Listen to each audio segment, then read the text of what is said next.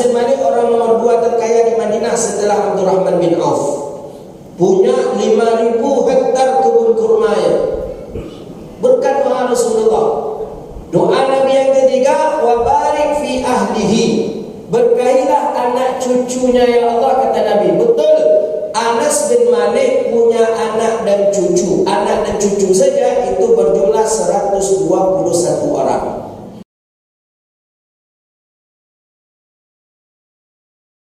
Bismillah. Assalamualaikum warahmatullahi wabarakatuh. Alhamdulillahilladzi bi ni'matihi tatimmatus shalihat wa usalli wa usallim ala sayyidis sadat nabiyyina wa habibina wa syafi'ina wa qurrati ayunina wa maulana Muhammad sallallahu alaihi wasallam ila yaumil mi'ad. Subhanaka la ilma lana illa ma 'allamtana innaka antal alimul hakim. Rabbi yassir wa la tu'assir ya Rabbi tamim bi khair. Kita memuji Allah dengan mengucapkan kalimat alhamdulillah rabbil alamin. Dengan izinnya kita bisa duduk di tempat di majlis yang mulia ini. Mudah-mudahan selama kita duduk di sini Allah ampuni dosa kita. Amin. Allah istiqamahkan kita dan Allah jauhkan kita dari bala dan wabah. Amin ya rabbal alamin. Salawat dan salam kepada Nabi yang agung, Nabi yang mulia, Sayyidina Rasulullah Muhammad sallallahu alaihi wasallam. Allahumma salli wa sallim ala Sayyidina wa maulana Muhammadin wa ala alihi wa sahbihi ajma'in. Salawatu Rabbi wa salamuhu alaika ya Sayyidi ya Rasulullah. Bapak Ibu hadirin yang dirahmati Allah Subhanahu wa taala, kita hari ini akan mengkaji hadis Nabi sallallahu alaihi wasallam. Dulu saya pernah kajian rutin di sini kalau tak salah 2016 tak salah. 2016 baru-baru balik dari Sudan. Selesai S2 dari Sudan, rutin di sini. Sampai kenang-kenangan sejarah ada di Siko. Aku tuh Honda, aku itu pakai masih punya motor, waktu itu belum punya mobil waktu itu. Ya awal-awal dakwah dan termasuk Masjid Al-Arafah ini lah tempat dakwah. Selain dari An-Nur, kemudian Masjid Al-Falah, kemudian Masjid Arafah ini. Tak banyak, belum banyak masjid waktu itu ada dakwah di, bukan baru-baru balik waktu itu. Jadi ada Honda waktu itu, entah macam mana, entah hilang kuncinya atau apa. Pak Imam ngantar waktu itu, saya ngontrak di Duyung waktu itu kalau tak salah. Saya masih ingat, ini masih parkir dulu di sini nih. Masih parkir, ya masih ada lah, hilang Honda orang C2 dalam sebulan itu masih ada. Karena di sini ini parkir ini, parkir yang rawat, saya masih ingat waktu itu. Dan belum secerah ini, alhamdulillah, luar biasa Masjid Al-Arafah. Kemudian berhenti, tidak lagi kajian di sini tahun berapa saya pun lupa, dan rutin kembali di Masjid Syuhada Damai Langgeng. Sampai di Syuhada Damai Langgeng terakhir Ustaz Amin Yono nak di situ. Tidak di situ imamnya rupanya awak tak perlu dipakai di orang di situ. Jadi imamnya kita bawa ke An-Nur, imamnya imam di An-Nur, dan kita pun tidak kajian di sana kembali lagi. Kemudian Allah takdirkan kita berjumpa di tempat yang mulia ini. Kita bermohon juga kepada Allah, mudah-mudahan ini salah satu asbab nanti Allah kumpulkan pula kita di surga Allah Subhanahu wa taala. Amin ya rabbal alamin. Bapak Ibu yang dirahmati Allah Subhanahu wa taala, kita akan mengkaji satu buah hadis Nabi sallallahu alaihi wasallam. Menjelang daripada salat fardu Isya masuk, kita akan membahas satu buah hadis Nabi sallallahu alaihi wasallam yang hadis ini dinukilkan oleh Imam Malik. Imam Malik menukilkan hadis ini, Imam Suyuti menukilkan hadis ini dalam kitab Lughatul Hadis. Sehingga Imam An-Nawawi Al-Bantani punya kitab namanya Tanqihul Qaulul Hadis fi Syarh Lughatul Hadis. Apa hadisnya? Hadis ini diriwayatkan daripada Anas bin Malik. Itu nama periwayat hadis. Kita mesti mengkaji hadis itu dengan 3. Pertama ada rawinya, yang kedua ada riwayatnya, yang ketiga ada matan hadisnya. Ini tak bisa terlepas kalau mengkaji hadis. Rawi hadis itu didapat dari mana? Itu rawi namanya. Hadis didapat dari Sahih Bukhari, berarti perawinya Imam Bukhari. Hadis didapat dari Sahih Muslim, berarti Imam Muslim perawi hadis, bukan periwayat hadis. Kalau riwayat itu namanya sahabat yang mendengarkan hadis dari Rasulullah, itu baru namanya periwayat hadis. Maka tidak cocok kalau Imam Bukhari disebut periwayat hadis. Imam Bukhari cuma perawi hadis, bukan periwayat. Yang periwayat hadis itu sahabat Nabi SAW. Orang yang berjumpa dengan Nabi itu dia disebut dengan sahabat. Maka definisi daripada sahabat Nabi itu ada 3. Man laqiyan Nabi wa mu'minan bihi wa mata 'alal Islam. Yang disebut dengan sahabat Nabi itu adalah man laqiyan Nabi, orang yang berjumpa dengan Nabi, wa mu'minan bihi, beriman dengan Nabi, wa mata 'alal Islam, dan mati dalam keadaan Islam. Ini definisi sahabat Nabi. Di luar daripada yang 3 ini tak disebut sahabat Nabi. Pertama, man laqiyan Nabi, siapa yang berjumpa dengan Nabi. Berarti kalau orang yang tak berjumpa dengan Nabi tak disebut sahabat Nabi. Orang yang berjumpa walaupun cuma mendengarkan suara Nabi sudah disebut sahabat Nabi. Mana dia? Orang yang buta sahabat Nabi. Siapa sahabat Nabi yang buta? Banyak. Di antaranya ada namanya Abdullah bin Ummi Maktum. Dia tak melihat Nabi, tapi dia mendengar suara Nabi, maka dia disebut sahabat Nabi. Man laqiyan Nabi wa mu'minan bihi, beriman dengan Nabi. Abu Jahal, Abu Lahab tidak disebut sahabat Nabi. Kenapa? Karena tidak beriman dengan Nabi. Ini berjumpa Nabi, cuma tak beriman dengan Nabi, maka tak disebut sahabat Nabi. Wa mata 'alal Islam, dan dia pun meninggal dalam keadaan Islam. Siapa? Abu Jahal, Abu Lahab tidak sahabat Nabi.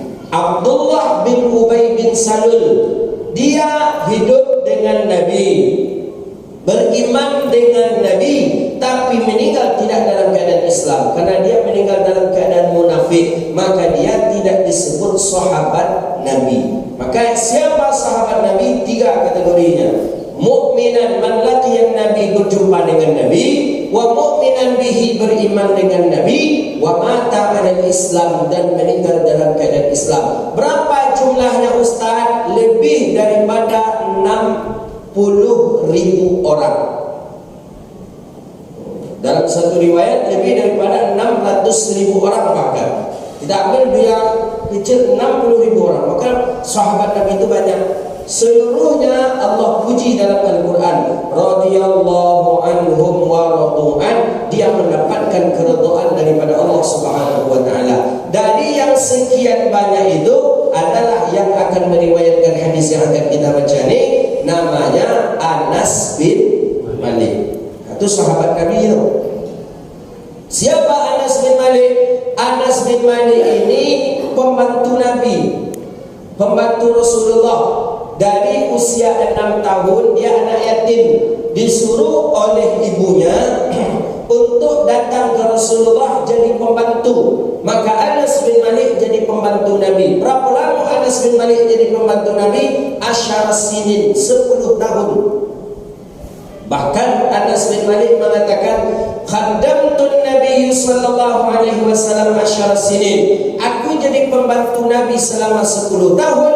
Ma sami'tu min qawlihi, aku tak pernah mendengar ucapan kasar dari mulut Rasulullah sallallahu alaihi wasallam. 10 tahun namanya jadi pembantu, tak pernah dia mendengar omelan dari Rasulullah sallallahu alaihi wasallam. Anas bin Malik ini orang yang selalu sahibal katifain, selalu memegang sendal Nabi. Jadi kalau Nabi pergi acara, Nabi masuk ke tempat acara itu yang memegang sendal Nabi itu Anas bin Malik. Dari mana tahu? Dari bawah ketiak. Jadi sendal Nabi itu kan bertali. Nabi sifat sendal Nabi itu ada tali. Tali yang itu diletakkan di antara jari tengah dengan jari telunjuk sendal. Dimasukkan oleh Anas bin Malik ke tangannya, nampak tergantung di sini satu sendal, dimasukkan lagi di sini, nampak tergantung satu sendal lagi. Jadi kalau nampak di bawah ketiak Anas bin Malik ada 2 sendal, dipastikan itu sendal Rasulullah sallallahu alaihi wasallam. Begitu orang menjaga sendal Nabi. supaya jadilah. Itu khidmatnya Anas bin Malik kepada guru, kepada imam, kepada Nabi sallallahu alaihi wasallam. Dan sudah Nabi hilang. Gitu. Kini tak ada orang ambil macam tu lah. Maka banyak sedang ustaz pelik dari ceramah hilang. Karena tak ada yang memegang sedang ustaz tadi. Kalau Nabi Anas bin Malik, maka pemandangan yang paling indah kata para sahabat ketika memandang kepada sosok Anas bin Malik, di bawah ketiaknya ada sendalnya Rasulullah sallallahu alaihi wasallam. Dua orang yang bebas masuk keluar rumah Rasulullah. Satu Anas bin Malik, satunya lagi Abdullah bin Mas'ud. Itu bebas masuk rumah Rasulullah sallallahu alaihi wasallam. Dekat sekali. Nabi kan tak punya anak laki-laki. Anak laki-laki Nabi 3, Abdullah, Qasim dengan Ibrahim, meninggal ketika kecil. Anas bin Malik diperlakukan betul seperti anak laki-lakinya Rasulullah sallallahu alaihi wasallam. Anas bin Malik periwayat hadis nomor 3 terbanyak. Pertama Abu Hurairah lebih dari 5.000 hadis.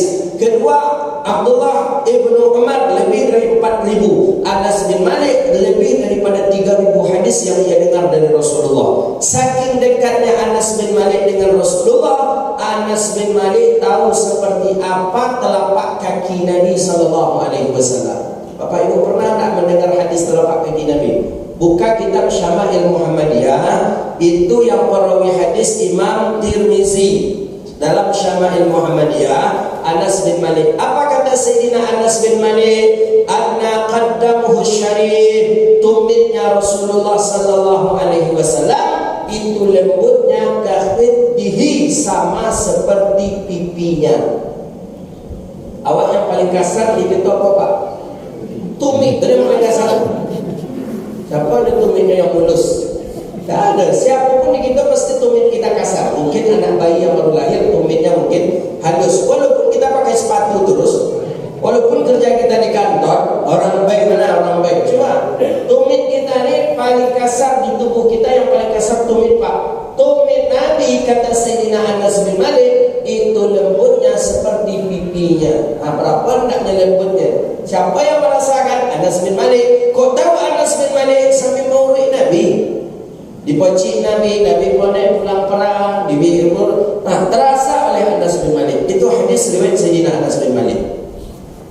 Saking dekatnya Anas bin Malik pernah menghitung uban yang ada di jenggot Rasulullah. Di dalam hadis pertama dalam kitab Syama'il Muhammadiyah, Imam Tirmizi, apa kata Sayyidina Anas bin Malik? Anna Rasulullah sallallahu alaihi wasallam laisa fi sya'rihi, tak ada, usia Nabi sudah 60 tahun, tidak ada satupun rambut Nabi yang beruban. Yang beruban lihyatih. Lihyatih itu maksudnya jenggotnya. Itu pun jenggot Nabi yang beruban tak lebih daripada 20 helai saja.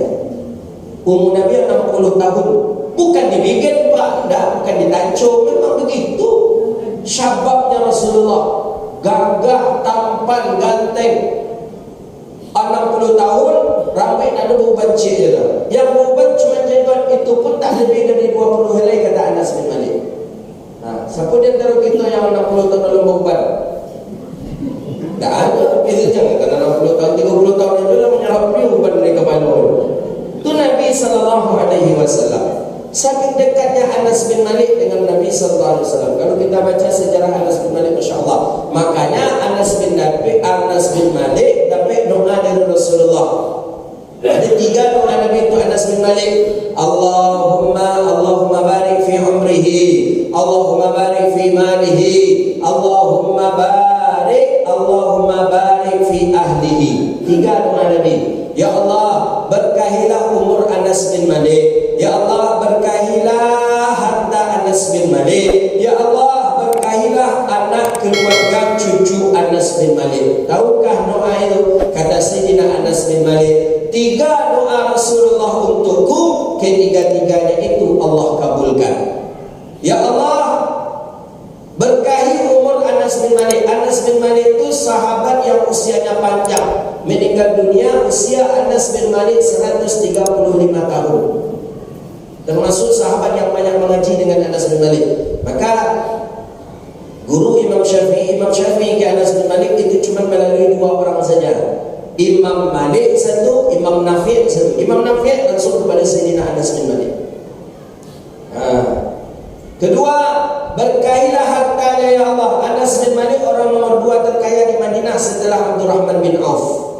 Punya 5.000 hektar kebun kurmanya. Berkat doa Rasulullah. Doa Nabi yang ketiga, wa barik fi ahlihi. Berkailah anak cucunya ya Allah, kata Nabi. Betul, Anas bin Malik punya anak dan cucu. Anak dan cucu saja itu berjumlah 121 orang. Anak dan cucu itu nak masuk cicit berapa? Anak dan cucu 121 orang. Berkah ketiga-tiganya itu. Doa daripada Nabi sallallahu alaihi wasallam. Memang Anas bin Malik mendapatkan perhatian khusus dari Rasulullah sallallahu alaihi wasallam. Waktu yang membatasi kita, dulu qauli hadza astaghfirullah wa lakum.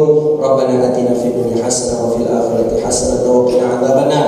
Allahumma faqihna fid din wa 'allimna at-ta'wil wa hdina ila siratikal mustaqim. Rabbana innana amanna faghfir lana dhunubana wa kaffir 'anna sayyi'atina wa tawaffana ma'al abrar. Rabbana atina fid dunya hasanah wa fil akhirati hasanah wa